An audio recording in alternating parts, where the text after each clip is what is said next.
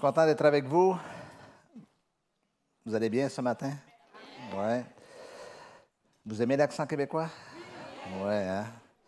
J'ai expliqué à la première réunion aux gens pourquoi on a un drôle d'accent comme ça et que parfois on a de drôles de tournures de phrases un peu particuliers. Et je sais que vous êtes hyper cultivés ici. Je sais que, surtout vous, Parisiens, la culture, c'est important. On la voit partout. On est une petite province de 9 millions de population, dont 7 millions de francophones. Mais on est entouré de 350 millions d'anglophones. Ça, c'est le Canada anglais et le petit pays pas très loin de chez moi qui s'appelle les États-Unis d'Amérique. Donc, pour comprendre vraiment l'image culturelle, nous sommes le village d'Astérix en Amérique. Mais on ne se bat pas contre l'hégémonie romaine, mais contre l'hégémonie anglo-saxonne. Donc, et voilà pourquoi, la réponse à tout cela. Je suis content d'être avec vous. J'ai remarqué au début de la réunion, je fouillais sur mon téléphone et j'ai retrouvé le moment où je suis déjà venu ici. Ça fait 11 ans déjà. C'est à l'époque du pasteur Franck. Donc, je n'ai quand même pas péché par excès, n'est-ce pas?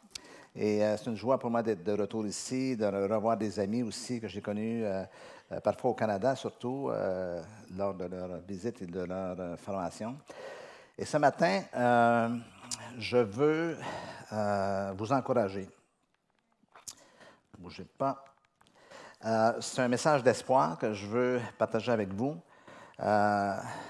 L'espoir que les choses peuvent changer. On est tous confrontés à un certain moment donné de notre vie à des situations dont on ne voit pas d'issue, dont on ne voit pas de dénouement. Et dans ce récit ce matin, le titre du message, c'est « Libéré, délivré ». Maintenant, je ne prêcherai pas sur la Reine des Neiges. Je ne chanterai pas la chanson non plus. Mon talent n'est vraiment pas là. Mais je veux vous amener à expérimenter ce que Dieu désire profondément pour vous, c'est-à-dire une pleine transformation de ce à quoi vous avez à faire face ou de ce que vous vivez. Et si vous voulez, on va jeter un regard dans ce texte du Nouveau Testament. C'est une rencontre que Jésus fait avec une personne dont la vie est véritablement mal en point. Si vous voulez, on va regarder le texte. Après cela, il y eut une fête des Juifs. Et Jésus monta à Jérusalem, c'était la coutume. Or, à Jérusalem, près de la porte des brebis, en cours de route, il y a une piscine qu'on appelle en hébreu Bethesda, et qui a 5 portiques. Sous ces portiques étaient couchés une multitude de malades, des aveugles, des boiteux, des paralytiques, qui attendaient le mouvement de l'eau, car un ange descendait de temps en temps dans la piscine et agitait l'eau. Et celui qui y descendait le premier, après que l'eau était agitée, était guéri, quelle que fût sa maladie. Là se trouvait un homme malade depuis 38 ans. Jésus, l'ayant vu couché et sachant qu'il était malade depuis longtemps, lui dit « Veux-tu retrouver la santé ?» Le malade lui répondit « Seigneur, je n'ai personne pour me jeter dans la piscine quand l'eau est agitée, et pendant que j'y vais, un autre descend avant moi. Lève-toi, lui dit Jésus, prends ton lit et marche. » Et aussitôt, cet homme retrouva la santé et prit son lit et marcha. On assiste ici à une belle histoire. Le scénario des guérisons de Jésus, à chaque fois qu'il se passe quelque chose dans la vie d'une personne, dans ces récits du Nouveau Testament, surtout des évangiles évidemment, qui met en présence Jésus, il y a toujours un peu le même scénario. Une situation au départ qui est désespérée, quelqu'un qui essaie de se débattre face à cette situation, et Jésus qui est là, et Jésus qui dénoue la situation, que ce soit par la guérison ou soit par autre chose. C'est à peu près toujours le même scénario, et c'est ce qui se passe ici. Le contexte du message, donc, la situation décrite se déroule à Jérusalem, à la piscine de Bethesda. Vous savez probablement, la plupart d'entre vous, que Bethesda veut dire la maison de miséricorde, là où la grâce de Dieu se manifeste. À l'origine, l'endroit était fréquenté par les bien nantis, par les gens de la haute société de l'époque. C'était comme un genre de bain public, en tout cas une piscine publique réservée, un peu comme un club privé davantage. Et au fil des années, l'endroit s'est détérioré, l'eau aussi a perdu de sa qualité, ce qui fait que les gens les plus démunis, les malades, tout ça, se retrouvaient dans ce lieu-là, un lieu, vous savez, un peu comme parfois dans certaines vieilles habitations, les gens vont squatter, là, les gens qui sont les SDF et tout cela, c'est un peu le même principe. Et là se retrouvent les malades, les boiteux, les aveugles, les paralytiques, et qui attendent le mouvement de l'eau. à cette époque, selon une croyance, un ange venait agiter l'eau et le premier qui réussissait à se déplacer et à se jeter à l'eau, mais était guéri. Vous imaginez un petit peu la scène, premier arrivé, premier guéri. Alors, ça laissait tous les autres, bien sûr, dans une situation très, très désespérante. Maintenant, on ne sait pas ce qui se cache derrière cette réalité. Est-ce que c'est un peu de superstition? Est-ce que, on ne sait pas. Le texte parle d'un ange, mais les historiens, les théologiens se penchent encore sur la question. Quel était ce phénomène? Mais là, en fait, ce n'est pas ça qui est vraiment important. Donc, ne vous préoccupez pas, les plus aguerris ici qui cherchent toujours à dénouer des situations, là, compliquez-vous pas la tête sur cela, davantage comprendre un peu ce qui prend place dans cette réalité. L'espace d'un instant, essayez de vous plonger dans cette histoire, dans ce tableau, avec les colonnes, avec les arches et tout ça, et imaginez tous ces gens qui sont là et qui attendent patiemment leur guérison.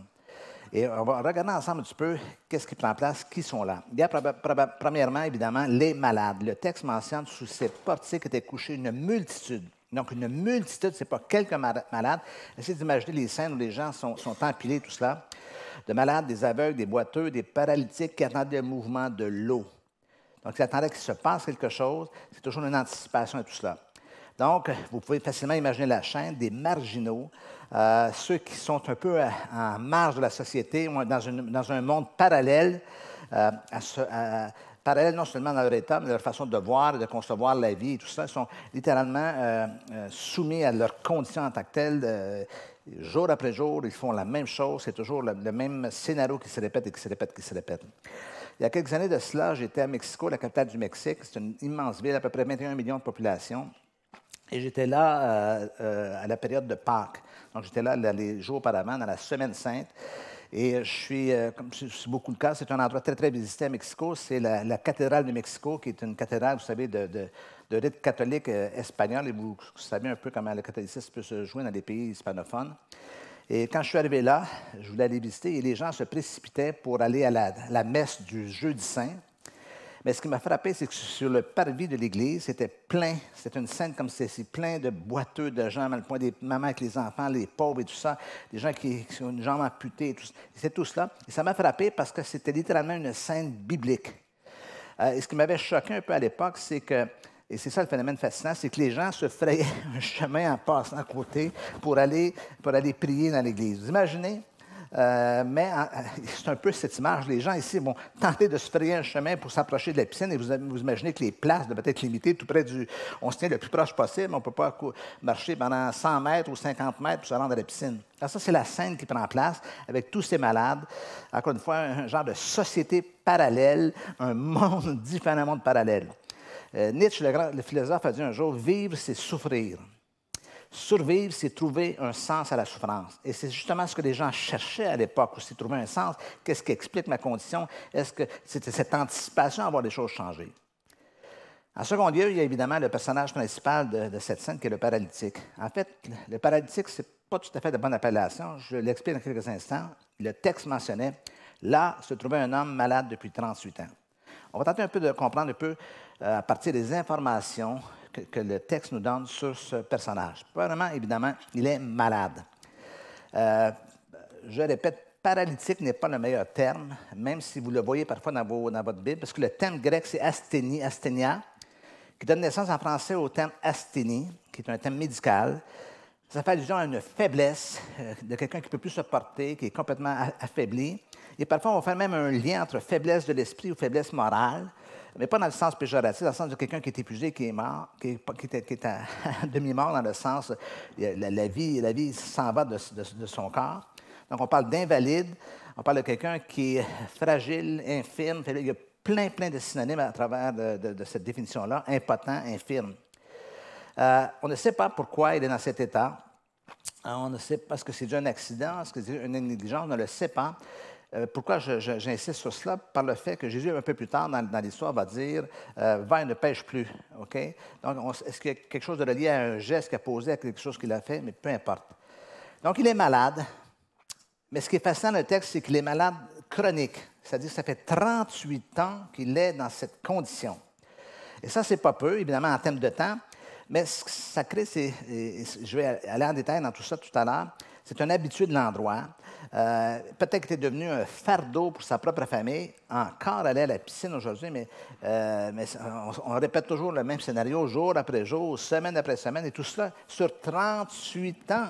Il y a des gens qui ont 38 ans ici, probablement, qui disent c'est aussi long que ce où je suis rendu en ce moment. Évidemment. Donc, il est malade chronique. Il est aussi passif, dépendant. C'est-à-dire qu'il ne peut compter que sur les autres autour de lui. Il est assisté littéralement par les gens qui doivent prendre soin de lui, qui doivent l'habiller, qui doivent l'assister. Et dans le contexte, et c'est un peu ce à quoi je réfléchissais ce matin, peut-être qu'à la maison, chez lui, il y a des gens pour l'assister, mais là, à la piscine, il n'y a personne pour lui qui peut l'amener jusqu'à... Parce que tout le monde est dans la même condition. Chacun cherche la réponse à son besoin, la solution à sa condition et la guérison à son état. Donc, il se trouve vraiment, vraiment démuni dans ce sens-là. Mais il est soumis à cela. Et c'est ça le grand mal dans la passivité, dans la dépendance, c'est que c'est les autres qui prennent des décisions à ta place, tu es soumis à leur bonne volonté et souvent, malheureusement, ils sont laissés pour compte. Il est assurément découragé, dépressif, abattu, pessimiste, sombre, morose, amener tous les synonymes imaginables. Pourquoi? Parce que ça fait 38 ans. 38 ans. Je vais vous donner une expression québécoise. Si j'appelle un ami que je n'ai pas vu depuis longtemps, la conversation va ressembler à ceci. Alors, ça va? Ça va. Il va me répondre, plus ça change, plus c'est pareil. D'où vient cette expression un peu bizarre, plus ça change ou ça ne change pas? Plus ça change, plus c'est pareil. En fait, ça veut simplement dire que c'est toujours la même chose. Il n'y a rien qui se passe. Et c'est comme ça. Alors, je pense que ce que vit cet homme, cet invalide, ce malade, c'est à chaque année, depuis 38 ans, à chaque jour, depuis 38 ans, c'est toujours la même chose. Plus ça change, plus c'est pareil. Ça ne change pas du tout, ça ne bouge pas. Donc, et ça décourage. Et probablement assister au miracle chez certains qui ont réussi à se rendre jusqu'à la piscine lorsque l'ange passait et que l'eau s'agitait, mais pas pour lui. Il n'est pas guéri. Et encore une fois, quand arrive ce genre de situation-là, on le vit dans notre vie aussi, quand on voit des gens où il y a un dénouement qui se manifeste dans leur vie, il y a une bénédiction qui se passe. Et nous, on se dit, mais moi, et pourquoi pas moi? Il y a des gens qui ont l'impression que Dieu répond constamment à leurs prières, puis nous, on a beau s'acharner, persévérer, prier, jeûner, il ne se passe rien. Donc, vous voyez que ça crée un état d'âme à l'intérieur. On arrive à avoir un discours assez disqualifiant, soit envers soi-même, soit envers Dieu. Seigneur, est-ce que tu m'as oublié? Tu as perdu mon dossier ou quoi? Oui? Donc, assurément qu'il y a du découragement. Est-ce que je serai le prochain ou je suis encore toujours le dernier et celui qui est oublié? Mais à quelque part, cet homme malade depuis 38 ans, à quelque part, il a la foi. Pourquoi? Parce qu'il revient constamment. C'est un indice qu'il y a quelque chose qui a quand même germé. Il est dans l'attente de quelque chose. Et on peut imaginer encore une fois la réaction de sa famille qui dit, tu vas encore y aller, encore aujourd'hui? Ça fait 38 ans. Là. Tu crois vraiment qu'aujourd'hui, ça va changer? Ça fait 38 ans qu'il ne se passe rien, que c'est toujours la même chose. Mais lui a une espérance, puisqu'il retourne constamment. Il revient régulièrement ou à chaque jour, en se disant peut-être que je serai le prochain, peut-être qu'aujourd'hui, ce sera le jour J qui va faire en sorte que les choses vont changer. Il y a vu tellement de miracles autour de lui que peut-être qu'il se dit, mais un jour, ça va m'arriver à moi aussi, un peu un coup de chance dans tout cela. Donc, il y a la foi qui est là. Et ce genre de foi, je l'ai vu dans la vie de beaucoup de gens que j'ai rencontrés au fil des années. J'appelle ça une foi usée, une foi abîmée. Ils croient, ils ne lâchent pas, ils n'abandonnent pas, mais ce n'est pas des gens, vous savez, la foi qui transporte les montagnes. Il y a quelque part une foi qui est usée. Il y a quelques années, j'étais au Congo, à Kinshasa, et après une semaine de réunion à gauche et à droite, vous savez, quand on bouge beaucoup, on est un peu... Demain, sur le vol vers Montréal, je vais promettre un peu... OK? Parce que ça fait 2 semaines que je roule un peu partout. Donc, il y a un effet, on appelle ça en anglais un backlash, c'est-à-dire qu'il y a une espèce de rétroaction qui fait qu'on a tellement dépensé d'énergie que... Et là, je suis là, et je suis seul dans ma petite chambre d'hôtel. C'était pas 5 étoiles, là, on n'était pas dans un grand palais. Et là, j'ai un coup de déprime. Je dis au Seigneur, Seigneur, je suis fatigué de croire. Je suis fatigué de marcher par la foi. Est-ce que vous comprenez ce à quoi je fais allusion? Je ne veux pas abandonner la foi, mais là, je crois, je crois. Et ça devient long, et quand on ne voit pas les choses se dénouer. Et c'est souvent la même chose que j'ai vu dans bien des gens. J'ai écrit pour mon fils, j'ai écrit pour mon mari, ça fait des années que je crois. Je ne sais plus comment croire. Mais la foi, elle est là quand même. Elle n'est pas éteinte, un peu comme une petite flamme qui est là. Et ce qui me frappait aussi dans le contexte, dans la situation, c'est qu'il est quand même dans un environnement très particulier. Le texte nous dit, sous ses portiques était couchée une multitude de malades. Donc, il est avec ses coreligionnaires. Il a passé 38 ans avec d'autres qui sont dans la même condition que lui ou de la condition semblable. Des aveugles, des boiteux. Essayez de vous imaginer que vous arrivez dans un endroit, puis tout le monde qui est dans l'endroit est malade, boiteux, aveugle, handicapé, paralysé. Ce n'est pas l'endroit le plus stimulant de la planète. On dit pas, on est gonflé à bloc. Je suis allé faire un tour à la piscine de Bethesda. Si tu savais quand je me suis senti, ça m'a remonté le moral d'aller là. C'est pas comme un peu aller à l'hôpital. Je mentionnais ce matin, je viens juste d'avoir un texto de mon fils. Sa femme, elle a accouché il y a une semaine, mais là, elle est à l'hôpital. Elle a passé la nuit aux urgences avec le petit bébé d'une semaine. Là, mon fils vient de me texter, il me dit il y a un risque d'embolie pulmonaire. Donc, vous imaginez, lui, il est désespéré et tout ça. Et je viens juste dire je suis pris pour toi. Là. Il dit merci, papa. Mais la réalité, c'est que c'est pas un enfant. Ça fait 12 heures qu'elle est à l'hôpital. Ma femme est à la maison, chez lui, en train de garder l'autre petit, qui a 2 ans. 12 heures, entouré de malades dans les urgences. Vous êtes d'accord avec moi qu'on n'est pas au Club Med, là? OK? On n'est pas dans un endroit qui fait du bien. Mais à quelque part, le danger dans tout ça, et c'est le cas de cette personne qui est malade, c'est que dans une atmosphère qui a renforcé tout cet état-là. Ils sont entre eux, ils ne parlent que de maladie. Vous avez vu des gens qui sont malades, qui discutent de leur maladie. C'est quoi ta maladie? Qu'est-ce que tu vis? Tout ça? Qu'est-ce que tu prends comme médicament? Moi aussi, je prends des médicaments. Je prends une petite pilule pour ci, un petit médicament pour ça, un cachet pour ça. C'est une atmosphère comme ça. Vous voyez ça à quoi je fais allusion? Et ce qui fait qu'à la longue, ça devient un peu identitaire. Je suis malade. Je ne chanterai pas. Je suis malade. Le verbe être. Et ce n'est pas la maladie d'amour. Je suis malade. C'est ce que je suis devenu. Avec toutes ces années-là, parce que 38 ans, c'est suffisamment long pour forger, former, ou dirais-je, déformer quelqu'un. Faire de cette personne quelqu'un d'autre. Quelqu'un qu'elle ne voulait pas être, mais qu'elle est devenue au fil de toutes ces années. Donc, il a passé 38 ans avec des êtres tout aussi mal en point que lui. En sachant toujours pas, dis-je, quand l'eau va se mettre à s'agiter, si jamais il va pouvoir s'y rendre. Et tout d'un coup, il y a quelqu'un qui passe par là et qui s'arrête là, qui s'appelle Jésus. Pourquoi Jésus s'arrête-t-il là? Pourquoi Jésus vient-il à cette place précise? On est en route de Jérusalem. Hein? Tout ça se passe à Jérusalem. Il s'en va à la fête. Mais la véritable question n'est pas pourquoi Jésus s'arrête là? Pourquoi vient-il à cette place? La véritable question, c'est pourquoi il ne s'arrêterait pas? Pourquoi il ne s'arrêterait pas? Qu'est-ce qui est inusité dans le fait que Jésus s'arrête là? Parce qu'en fait, c'est sa mission. C'est sa mission à Jésus. Jésus n'est pas tant intéressé à faire la fête, à participer à cette fête ou à célébrer, mais davantage à exercer et à manifester son ministère. Vous savez, Jésus a fait un coming out un jour. On retrouve ça dans Luc chapitre 4. C'est la première fois que Jésus prend la parole publiquement dans une synagogue. Et voici ce qu'il fait, c'est qu'il déroule le livre du prophète Isaïe. Il commence à lire Isaïe 61, verset 1, qui est retraduit dans Luc chapitre 4. Voici, l'Esprit du Seigneur est sur moi. Il s'attribue cela.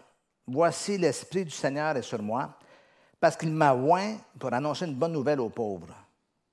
Il m'a envoyé pour guérir ceux qui ont le cœur brisé, pour proclamer aux captifs la délivrance et aux aveugles le recouvrement de la vue, pour renvoyer libre les opprimés, pour publier une année de grâce du Seigneur. Et là, Jésus, il dit, cette prophétie vient de s'accomplir. C'est moi. Alors, vous imaginez un peu la réaction des gens dans cette pièce-là, dans cette place-là, OK? Mais pour qui il se prend, lui, tout ça. Donc, Jésus a accompli vraiment la prophétie d'Isaïe. Et ce qui est intéressant, c'est que, si vous me permettez, je vais juste recadrer le verset, le mettre dans une dimension plus moderne, lorsqu'on parle d'un énoncé de mission. C'est très tendance, hein, énoncé de mission. Voici ce que Jésus est venu faire. Il est venu prêcher une bonne nouvelle aux pauvres et aux malheureux. Maintenant, est-ce que vous avez déjà réfléchi à la question ou à la notion de bonne nouvelle. Qu'est-ce qui fait qu'une nouvelle est une bonne nouvelle? Quelle est la différence entre une bonne nouvelle et une nouvelle? La bonne nouvelle, pour qu'une nouvelle soit une bonne nouvelle, il faut qu'elle soit précédée d'une mauvaise nouvelle. Vous comprenez? Je pense à mon fils. Là. Il attendait des heures déjà, il n'a même pas accès à sa femme. OK? Et là, imaginez que le médecin l'appelle, lui il s'approche de la salle où sa femme elle est alitée et tout ça, et il s'attend à une mauvaise nouvelle, mais s'il reçoit une bonne nouvelle, il dit « Ah, une bonne nouvelle. Merci, docteur. C'est une bonne nouvelle. » Vous voyez là, cette notion de bonne nouvelle. Alors, quand les gens sont malheureux, quand les gens sont pauvres, ils sont toujours en attente d'une nouvelle, mais plus que d'une nouvelle qui sera bonne. Et ensuite, Jésus est venu pour penser, c'est-à-dire apporter la guérison à tous ceux qui sont blessés, qui ont mal, et qui souffrent, qui sont malades et tout ça. Jésus est venu pour proclamer, dans cette énonciation de la délivrance et du rétablissement. Jésus est venu pour promulguer, et le sens de promulguer ici, c'est que le texte, en grec, c'est apostoléo, ça veut dire annoncer, ordonner à quelqu'un d'aller vers. Donc, je vous annonce que vous pouvez être libre maintenant, que vous êtes libre maintenant. Donc, promulguer la liberté. Et enfin, publier un temps de grâce, une année de grâce, un temps de grâce de la part de Dieu qui dit « Je vous fais grâce maintenant, tout est ouvert pour vous. » Et son approche à Jésus était centrée sur les besoins des gens. Et là, ce Jésus, que cette mission, se retrouve devant un défi devant cette mission, dans sa mission devant cet homme qui est là et que Jésus connaît, sait qu'à quelque part, il ne le connaît pas, mais il sait qu'il a passé 38 ans dans cette condition. Et là, il y a une série de séquences qui vont se manifester. Je voudrais qu'on regarde la séquence ensemble. Vous savez, dans beaucoup de textes des évangiles, on peut passer rapidement. Okay? On regarde le texte en superficie et on se dit « Ah, c'est super, il a été guéri. » Mais il y a des séquences qu'il faut arrêter, un peu comme lorsqu'on arrête un film, on regarde image par image. Mais qu'est-ce qui s'est passé au juste? Est-ce que vous êtes toujours avec moi? Ça va avec l'accent québécois? Vous réussissez à décoder? Oui. Donc, premier point, Jésus prend l'initiative. Ce qui est fascinant dans cette histoire, qui est différent de bien d'autres histoires de guérison, c'est que Jésus prend l'initiative. Le texte mentionne Jésus, l'ayant vu coucher et sachant qu'il était malade depuis longtemps, lui dit. Jésus, l'ayant vu coucher et sachant qu'il était malade depuis longtemps, et là, il va entamer un dialogue avec lui. Donc, Jésus prend l'initiative. Ce n'est pas la personne qui est venue à Jésus, ce n'est pas elle qui a crié vers Jésus. C'est vraiment là, vous avez l'incarnation de la grâce de Dieu, d'un Dieu qui va vers les hommes. Je voudrais que vous réalisiez que Jésus est venu sur terre parce que Dieu souffrait de voir l'humanité dans cette condition. Et il désirait y faire quelque chose. Voilà pourquoi ce texte, cet énoncé de mission de Jésus, c'est sa participation à ce qui se passe sur terre, ce qui se passe dans la vie des gens. Il s'intéresse à leurs conditions. C'est facile devant ces estropiés, ces malades, de passer outre en disant « Bon, écoute, mais là, il s'arrête. Il prend l'initiative, il va engager une conversation avec cet homme. Il va faire quelque chose que personne d'autre ne peut faire. En fait, la morale de l'histoire, rapidement, déjà dans ce premier pas, c'est que la solution n'est pas dans la piscine. La solution est dans Jésus. Et beaucoup de gens, cette piscine, c'est un symbole de plein de choses. Plein de gens, quand quelqu'un est malade et au désespoir, c'est fou tout ce que la personne peut faire, tout ce qu'elle peut accepter, comment elle peut être parfois soumise à des charlatans, comment elle peut se retrouver dans des lieux, et c'est souvent ce qui se passe. Mais la solution ici, c'est Jésus. Et pour vous et pour moi, c'est toujours vers lui qu'on doit se retourner, qu'on doit aller vers. Dostoïevski, l'écrivain russe, a dit un jour, plus la nuit est sombre, plus les étoiles brillent.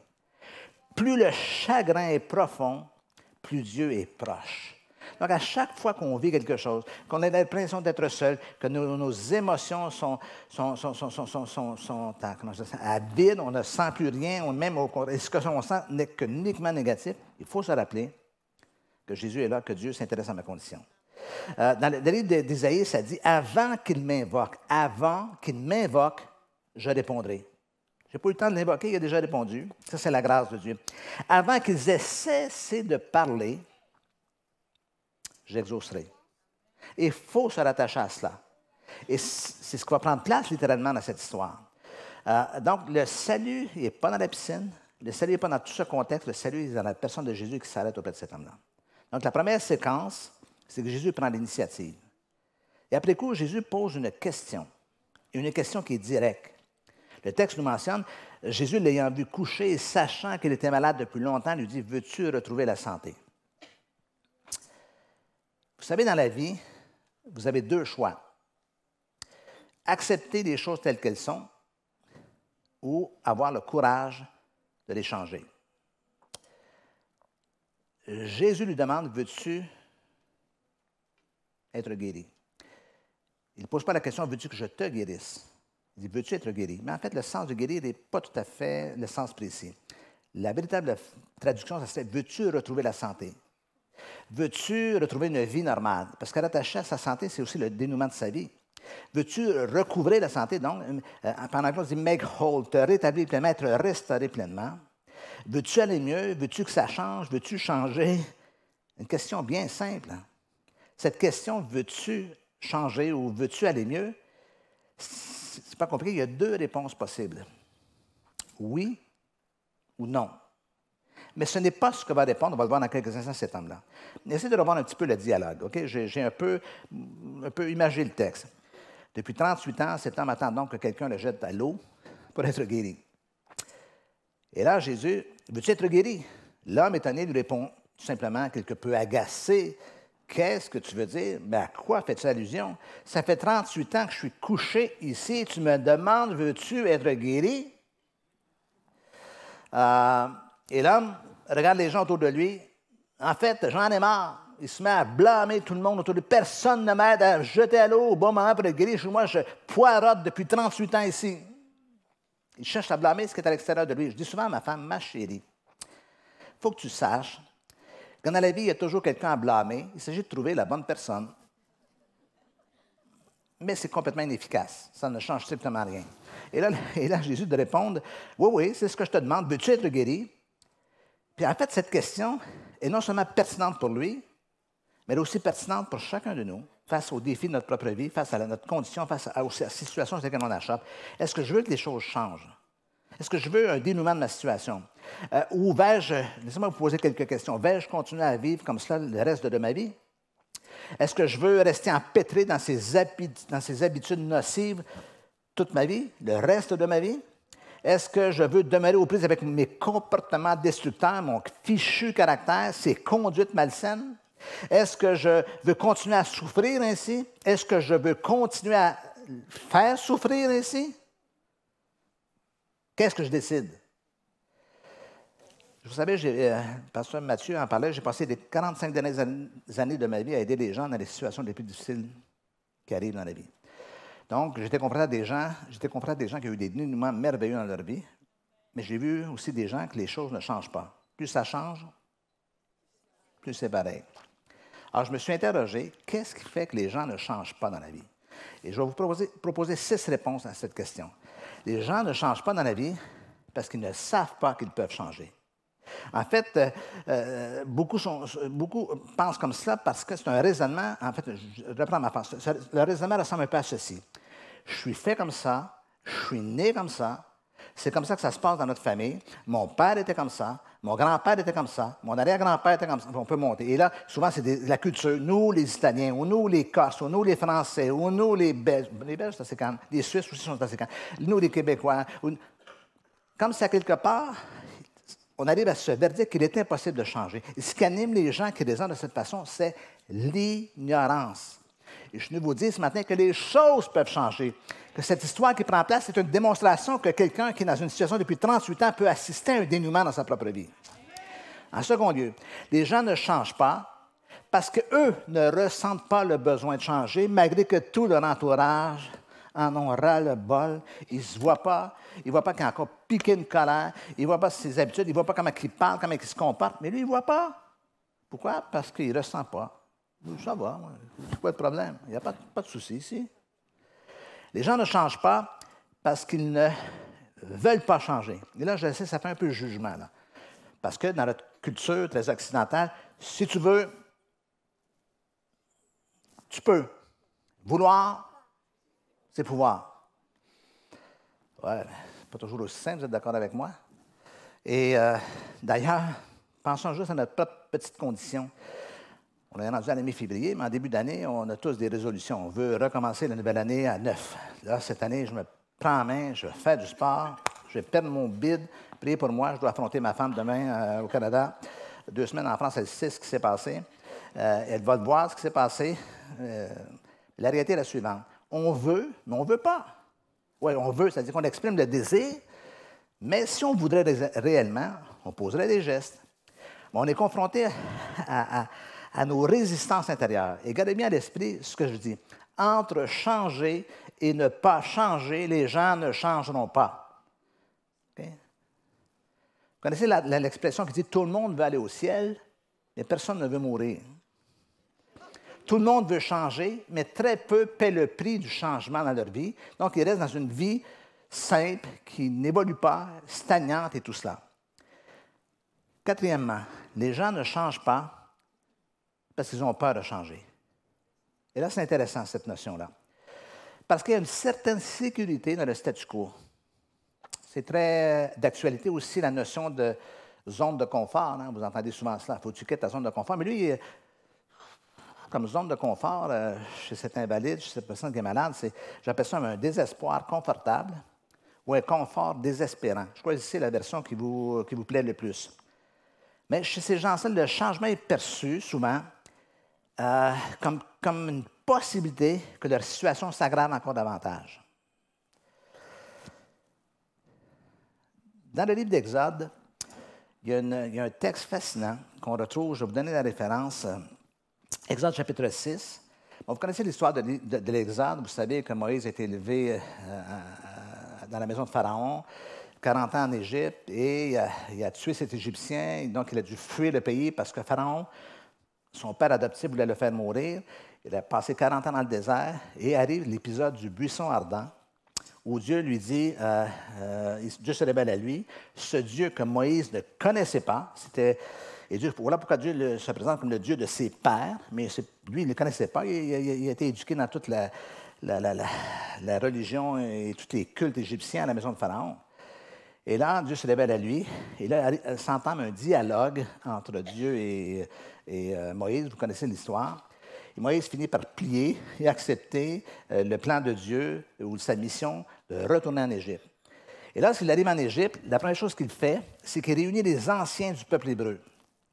Et là, il les convoque, il commence à leur parler, OK? Et il leur raconte ce qui lui est arrivé et ce que Dieu veut faire, que Dieu a entendu leurs prières, leurs cris de désespoir et tout cela, et que Dieu veut agir.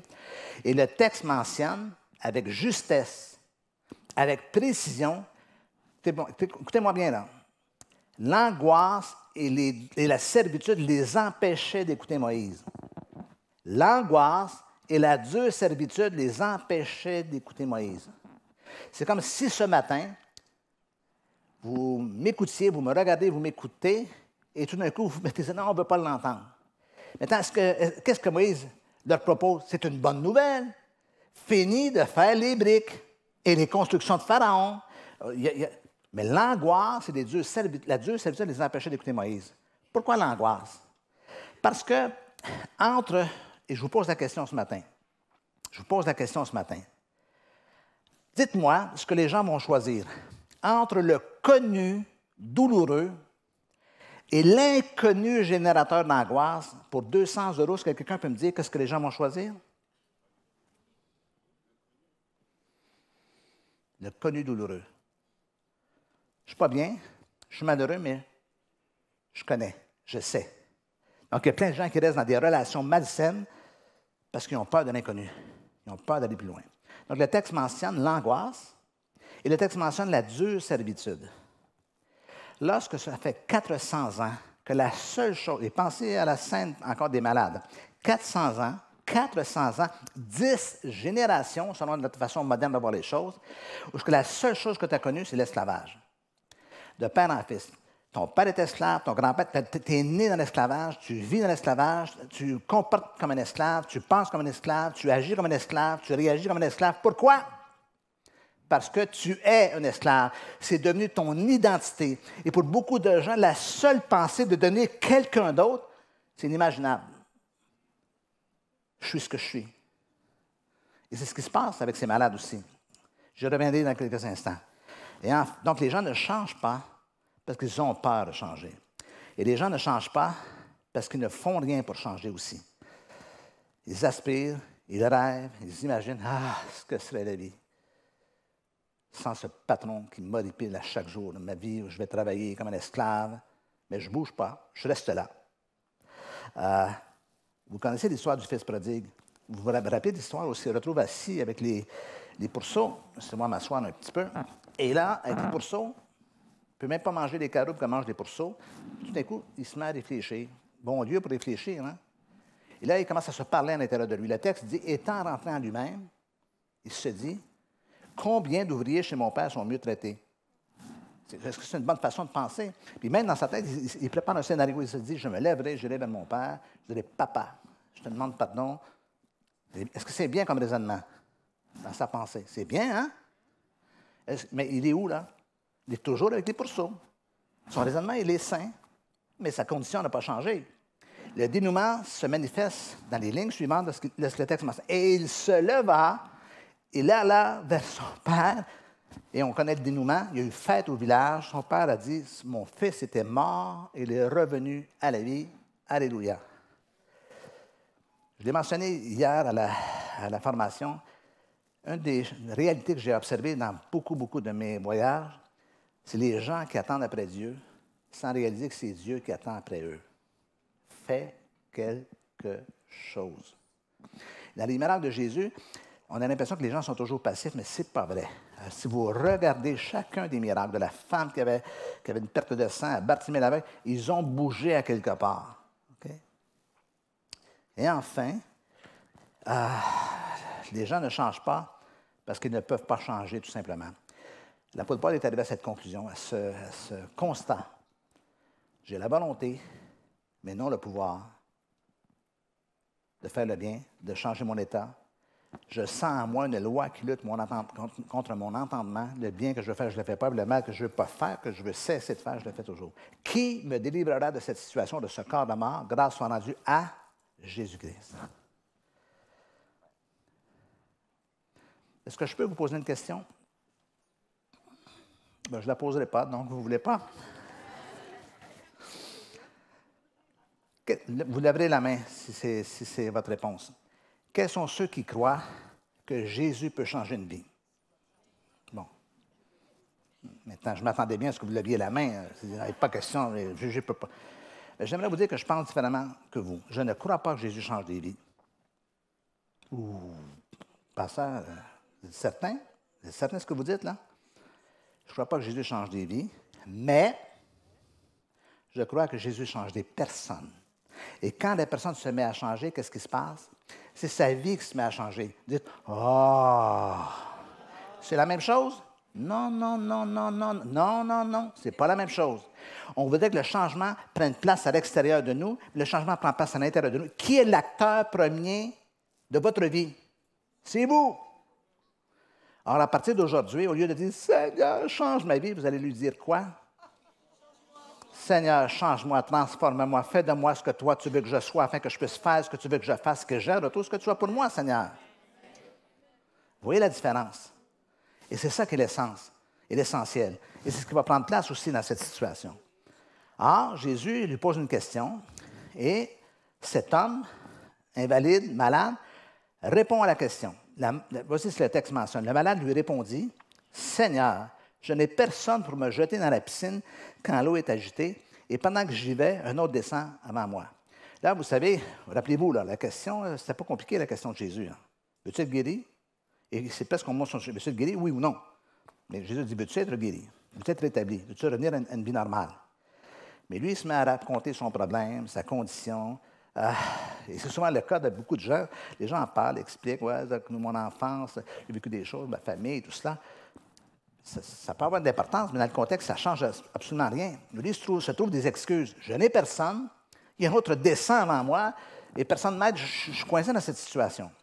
En fait, une partie du problème de cet homme, ce n'est pas la prohibition, c'est-à-dire tout ce qui est défendu à l'extérieur de lui ou tout ce qu'il ne peut pas. Ce qui est le problème de l'homme, c'est ses inhibitions, c'est tout ce qui se passe à l'intérieur de lui. Parce que, encore une fois, c'est Jésus qui est là.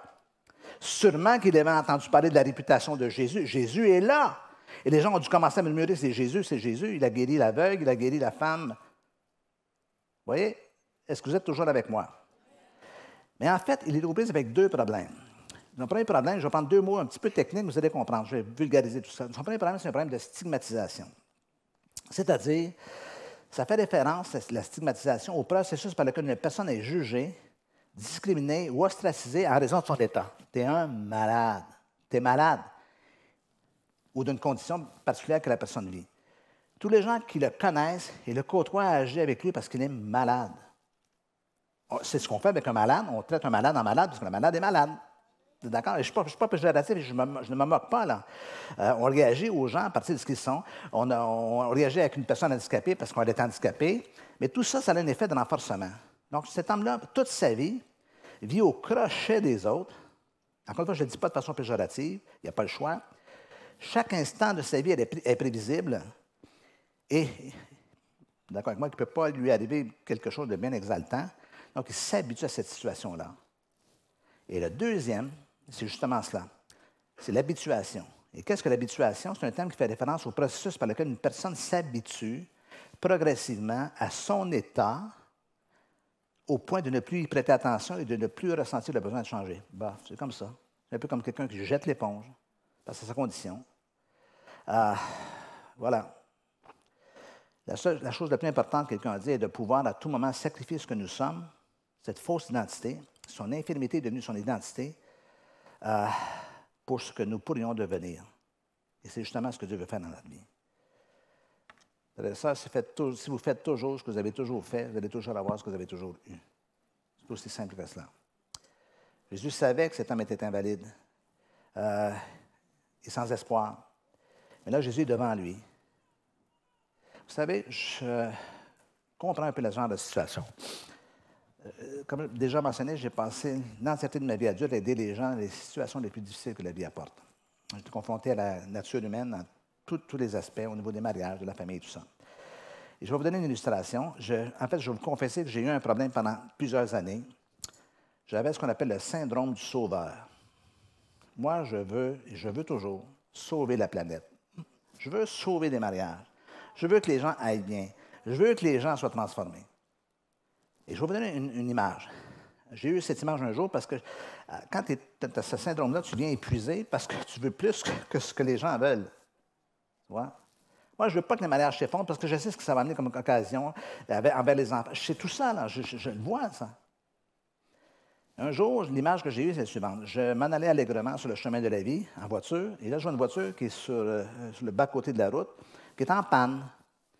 Et là, comme un bon Samaritain, je m'arrête, je leur dis, je peux vous aider? Bien, écoutez, si vous pourriez nous aider à pousser la voiture, on pourrait redémarrer le moteur. Ah, bien, je dis avec plaisir. C'est une image, c'est pas arrivé, là. Et donc, je me mets à pousser. Puis à un moment donné, je trouve que c'est fatigué. Je regarde, et le gars est assis dans sa voiture, et sa femme est à côté de lui, puis moi, je pousse comme un dingue derrière, puis je lève la tête un peu plus, et le gars a le pied sur le frein. Et moi, est-ce que vous voyez l'image? Il y a des gens qui veulent changer, mais quand vient le temps de changer et de prendre des mesures, ils sont passifs. Regardez bien, je pense que ça va apparaître sur la diapo. Entre la stimulation ou la sollicitation, ce que Jésus lui offre, et la réponse, il y a un espace. Et dans cet espace se trouve notre pouvoir de choisir. Qu'est-ce que tu veux? De choisir notre réponse, notre façon de réagir. C'est notre réponse, notre réaction, que se trouve notre croissance, notre liberté.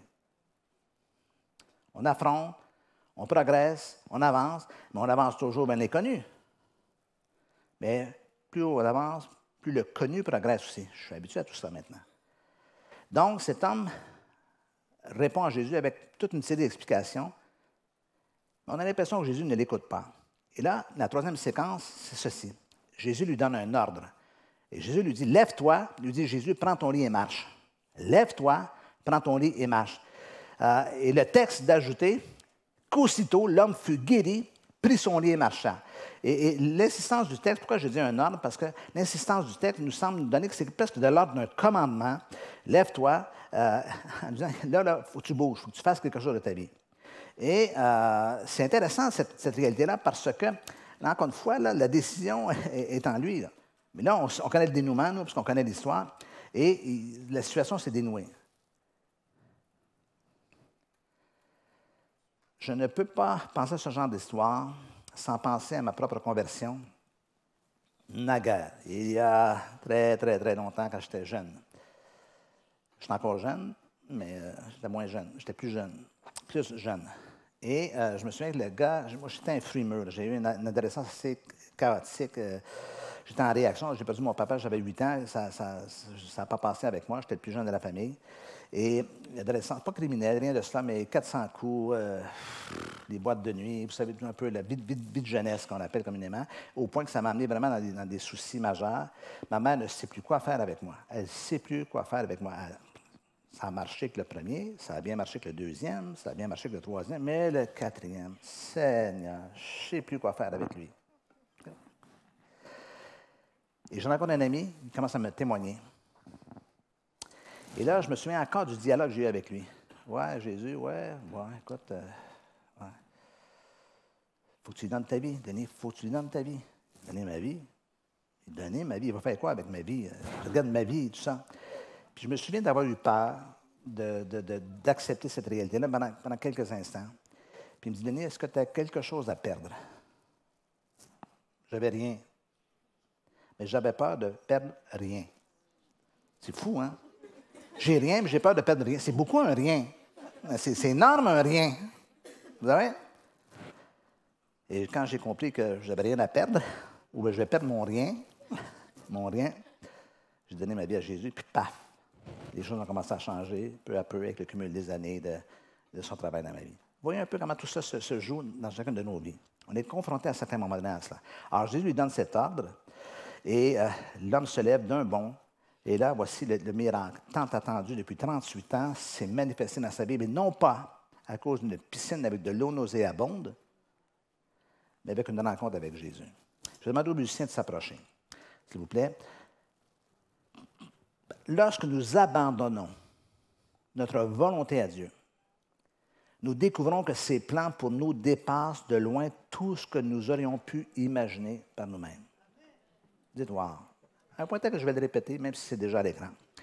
Lorsque nous abandonnons notre volonté à Dieu, nous découvrons que ses plans pour nous dépassent de loin tout ce que nous aurions pu imaginer pour nous-mêmes.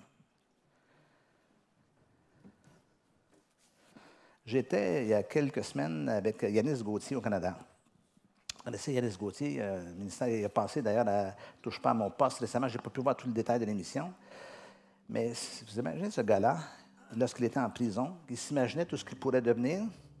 Est-ce que vous pensez qu'il était capable de se projeter dans l'avenir en disant « Maintenant, je vais témoigner de ce que Dieu a fait dans ma vie ». Alors, beaucoup de gens, ça allait être un scénario de vie, le scénario actuel, sans pouvoir se projeter en disant « C'est fou ce que Dieu pourrait faire de moi si j'abandonne complètement ma volonté à lui ». Il y a des gens qui vont oser risquer cela, qui vont obéir au commandement du Seigneur. Que veux-tu que je te fasse? Veux-tu retrouver la santé? Veux-tu retrouver une vie? Veux-tu avoir une vie normale? Veux-tu avoir la vie telle que moi je vais te la donner? Il y en a qui répondent oui, puis il y en a qui hésitent, qui sont pleines de défaites, d'excuses pour ne pas rentrer dans cette vie-là. Est-ce qu'on peut se lever ensemble, s'il vous plaît? Tous ensemble. Je conclue avec un dernier texte. Dans Ésaïe, chapitre 57, et regardez ce texte à la lumière de tout ce qui a pris place avec la guérison de cet homme. J'ai vu ses voies, et je le guérirai.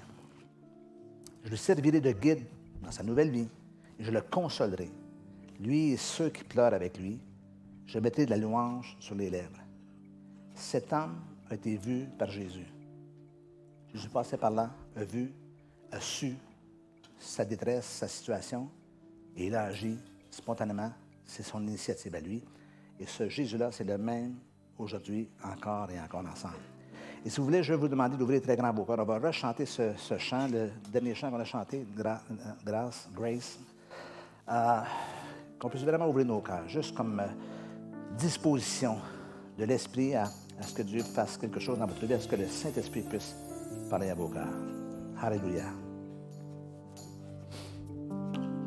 Alléluia, Jésus. Cité de ta grandeur. Alléluia, Jésus. Montre que je ne suis rien.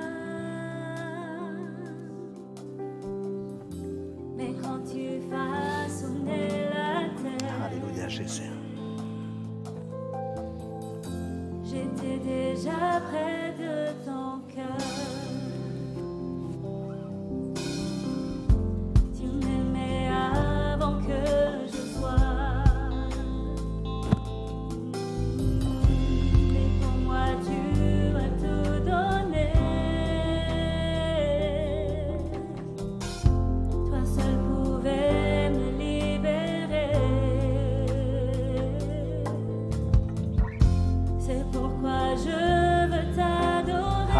Alléluia, Jésus. Laissez-moi entendre vos voix ce matin. Vos voix seules et dignes, Seigneur. De recevoir louange et gloire pour l'éternité. Toi seul est digne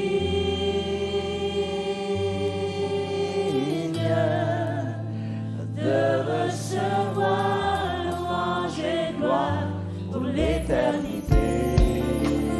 Alléluia, Jésus. Alléluia, Seigneur. Ouvrez très grand vos cœurs. Alléluia, Jésus. Alléluia, Seigneur Jésus. Dans ta présence, je suis bien. Car tu es ce dont j'ai besoin. Alléluia, Jésus. La joie, la vie et le bonheur sont dans tes bras et mon sauveur. Alléluia, Jésus. Toi seul est digne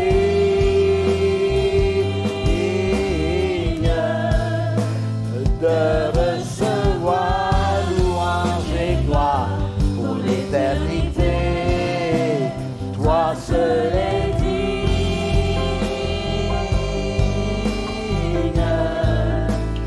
de recevoir louange et gloire pour l'éternité. Toi seul est digne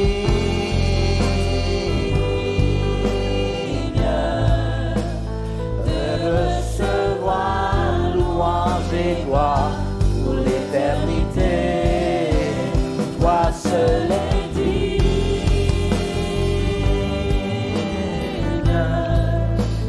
de recevoir louange et gloire pour l'éternité.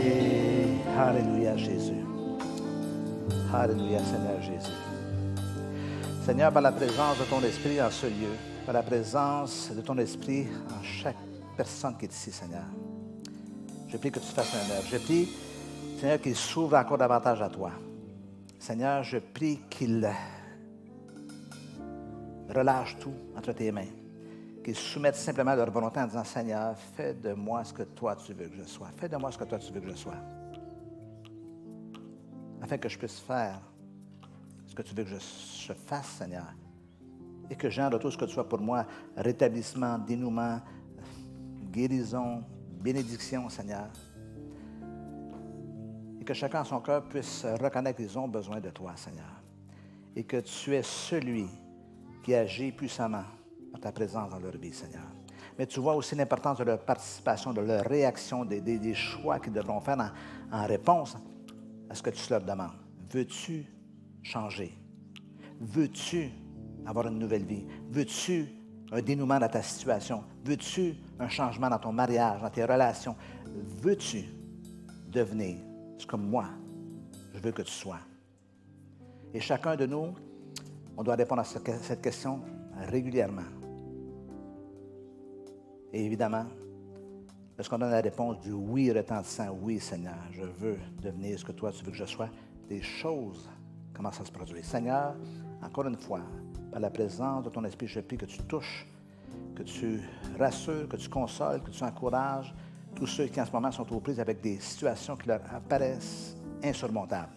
Seigneur, tu es celui qui ouvre les portes, tu es celui qui aplanit les sentiers, tu es celui qui transforme des cœurs, tu es celui qui rétablit toutes choses, tu es celui qui restaure. Seigneur, on veut mettre notre foi, non pas en quelque chose d'extérieur, à tout ce que peut symboliser la piscine, mais on veut mettre notre foi en toi, Seigneur. Je prie qu'ils le fassent chacun pour eux, pour eux-mêmes. Seigneur, sois élevé, sois glorifié pour l'œuvre que tu fais. Et tous ensemble, nous disons Amen, Amen et Amen. Alléluia, Jésus.